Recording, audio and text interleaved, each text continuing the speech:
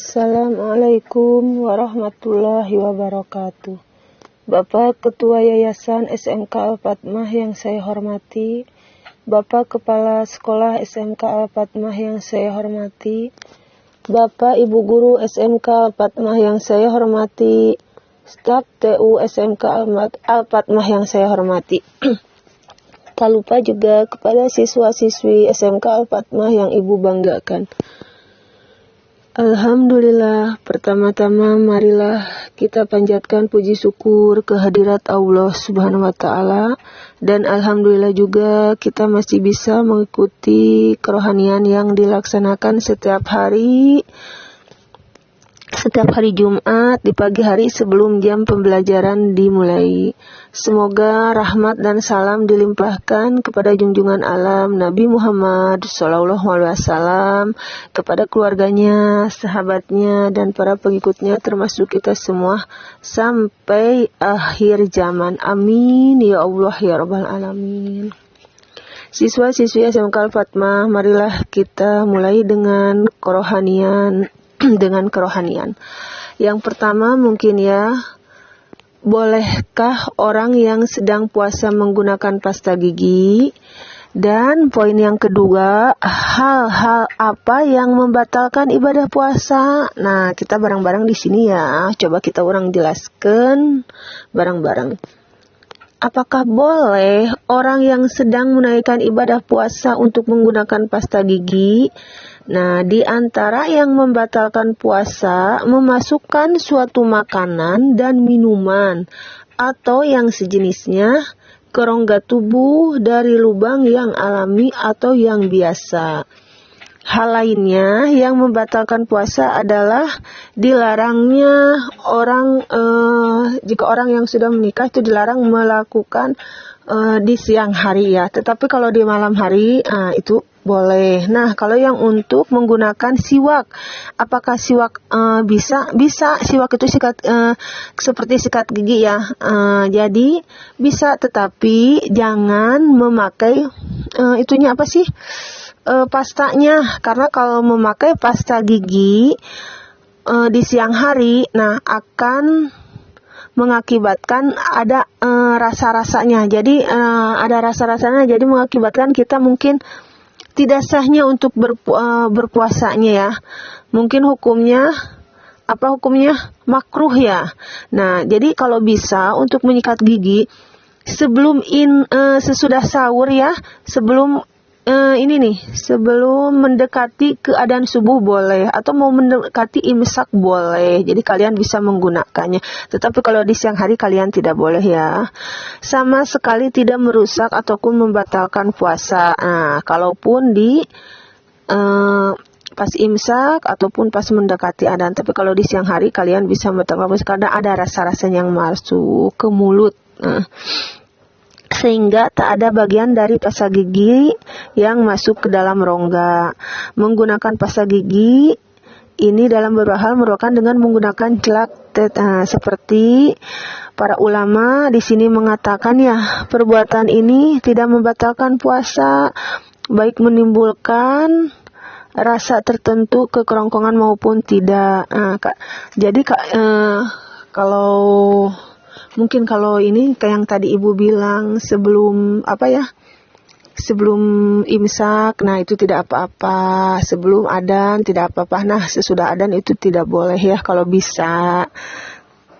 Terus di sini juga ya ada sebuah hadis dari Imam Nawawi di sini menjelaskan ya, jika orang yang memakai siwak basah kemudian airnya pisah dari siwak yang ia gunakan atau cabang-cabang bulu-bulu atau kayunya itu lepas kemudian tertelan, maka puasanya itu batal. Nah, tanpa ada perbedaan pendapat ulama demikian ya. Jadi kalian harus berhati-hati untuk menyikat gigi.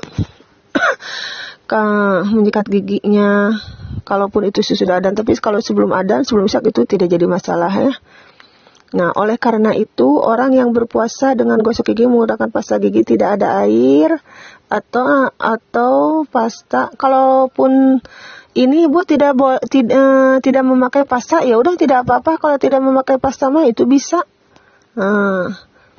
Namun setidaknya harus berhati-hati saja. Jangan sampai kita yang udah melaksanakan puasa dengan baik, malah kita tengah-tengah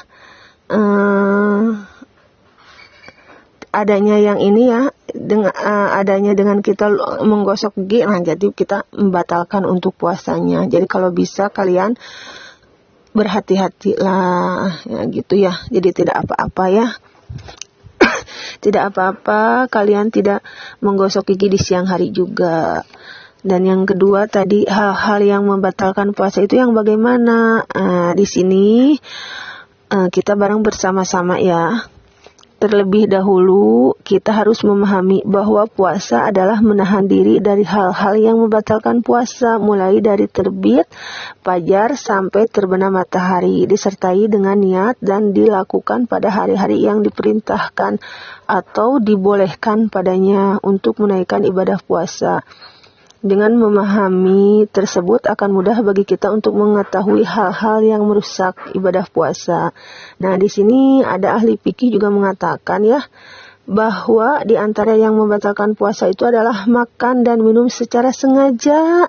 Jadi kalau kita makan dan minum secara sengaja di bulan puasa itu batal, sama dengan kita tidak bisa menahan hawa nafsu yang untuk mengikuti kita makan gitu ya, mengikuti seharusnya kita harus bisa menjaga diri kita dari hal-hal yang seperti itu, karena kita di bulan puasa untuk menjaga keseimbangan diri kita juga ya, harus bisa memahaminya, mengikutinya ajaran sunnah Rasulullah di bulan puasa ini. Jangan sampai kalian terlena gitu Jadi kalian kalau misalkan tuh kalian, Bu, saya mah lupa. Ya kalau lupa ya tidak jadi masalah, tetapi jangan disengaja. Kalau disengaja itu tidak akan mendapatkan pahala. Tetapi kalau tidak disengaja itu akan mendapatkan pahala. Kalau disengaja akan mendapatkan dosa. Jadi kalian harus benar-benar harus benar-benar niat dari diri kita, dari hati kita, bahwa kita bisa menjalankan ibadah puasa dengan baik, dengan bagus. Kalaupun kita ada sedikit yang masuk makanan ke kita nggak sengaja, ya udah nggak apa-apa, kita langsung dimuntahin, langsung kumur-kumur. Tapi kalau kita sengaja, ya itu berarti dosa. Berarti yang nanggungnya siapa? Ya diri kita sendiri.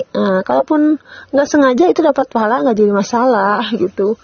Jadi kalian harus berhati-hati ya, harus menjaga apapun, meskipun di bulan puasa kalian harus menjaganya dengan baik agar puasa kita menjadi lebih sempurna. Nah, di sini juga barang siapa yang sedang menaikkan ibadah dosa kemudian dia akan makan dan minum karena terlupa, maka teruskanlah puasanya. Ya, jadi kalian kalau lupa, kalian harus meneruskannya puasa. Tetapi kalau kalian emang disengaja, ya kalian mungkin batal puasanya. Kayak seperti itu ya. Jadi kalian harus benar-benar kalau mau mendekati bulan puasa itu kalian harus benar-benar, alhamdulillah kita bisa bertemu di bulan puasa, di bulan Ramadan yang suci ini untuk menjalankan ibadah puasa, menjalankan apapun itu. Karena di bulan suci akan mendapatkan pahala yang berlipat-lipat ganda untuk kita semua.